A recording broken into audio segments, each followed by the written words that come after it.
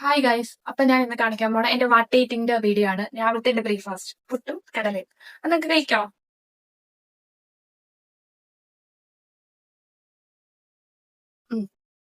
Super. Hi guys. അപ്പൊ breakfast കഴിച്ചു കഴിഞ്ഞ് എന്റെ അടുത്തത് ജ്യൂസ് ആണ്. കുടിക്കാം നമുക്ക്.